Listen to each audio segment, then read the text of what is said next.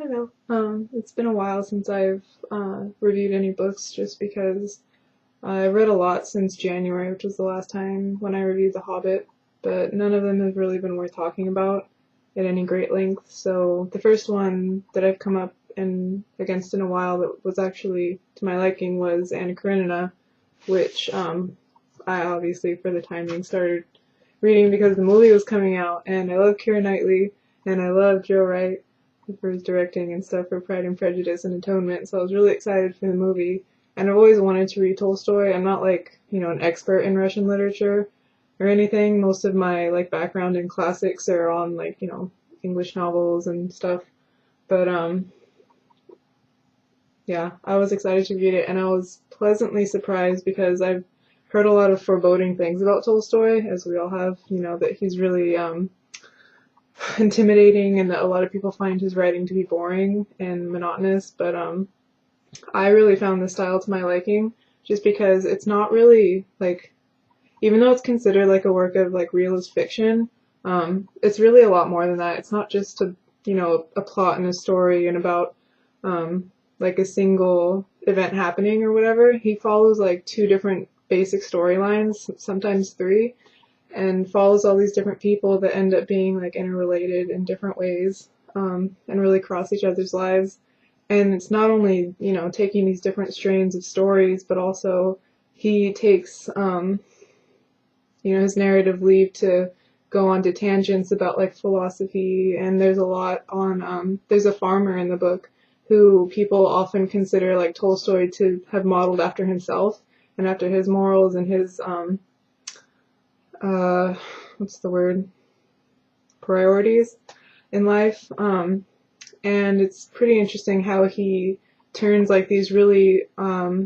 realistic events into something that's much more engrossing as to like the whole world. Like this farmer, he talks about, like how Russian peasants, they've just been recently freed at the time that this novel was written, and how that like affects their society, and how, even though their serfs were freed a lot later than the rest of Europe, that the Russian economy hasn't caught up to the rest of the world. So it really, it's a lot different than Europe. And one of the things I liked most about the book was that it gave like a different perspective on how, like Russia views itself differently than the rest of Europe, because Russia is just kind of one of those like,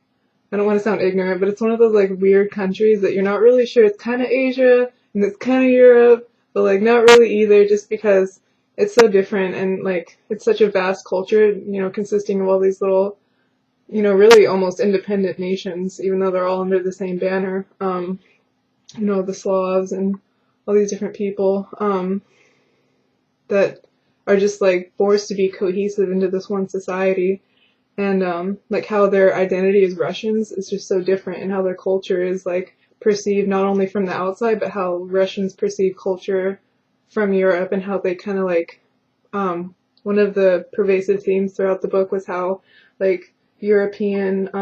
influence like pervades different parts of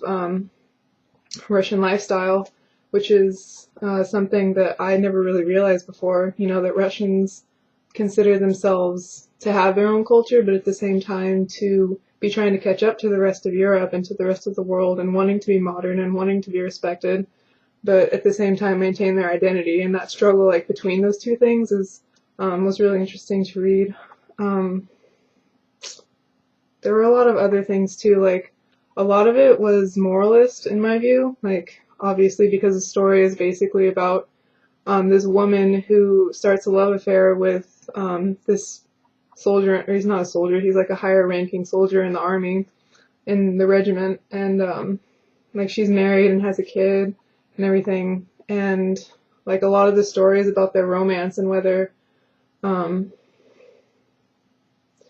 she's really a good person at heart, and part of the struggle in reading the book is whether to side with her or not, because she was married at a really young age, so you don't know whether to like condemn her for being unfaithful or to feel sorry for her, because she never was given a choice, and she never really, especially with the lot of women in Russian society at the time, they had no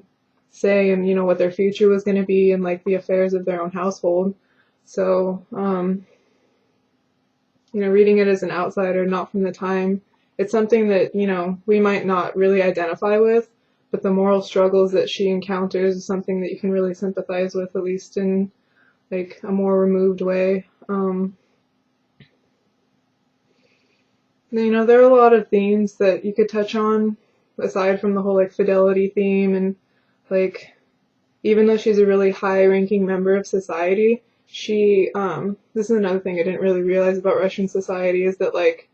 they put a lot of emphasis on like propriety and class, and like if you do something like having an affair, like it's considered normal as long as you do it in the right way, which is kind of weird. But you know, once it's become something like Anna has with Vronsky, which is her lover,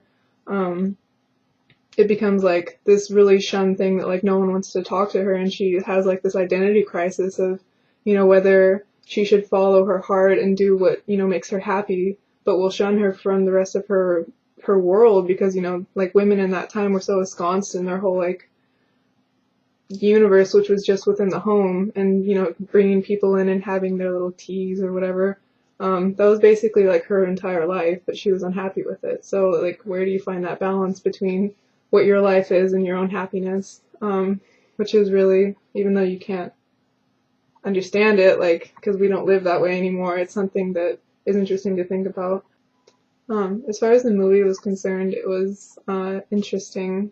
would be a good way of describing it. It was different. Joe Wright, the director, kind of,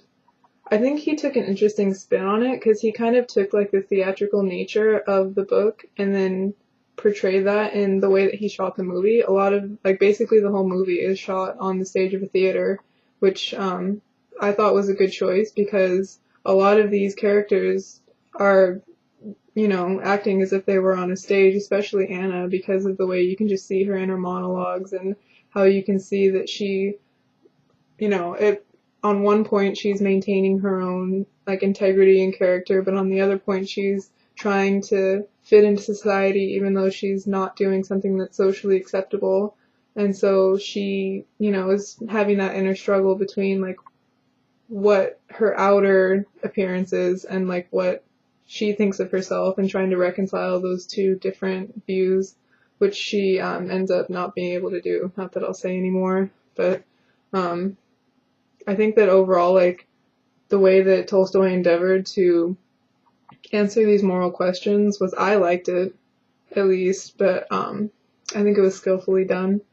and I'd like to, you know, look into more of his works in the future. I don't think I'd like his short stories as much, because part of the reason that I really like his work is because it's just all encompassing, and like there are just so many themes that are like crammed into one novel. Obviously it has to be like this thick, but so I really liked that about it. But next I'm probably gonna be reading either Les Miserables again, although I didn't finish it the first time, or War and Peace, which will be another endeavor. But I really enjoyed the first Tolstoy, so why not read the more famous version of him? So anyway, thanks for watching my review, and I will hopefully post reviews of the other, whichever one I read, or not, or both, if not one or the other. Anyway, so yeah.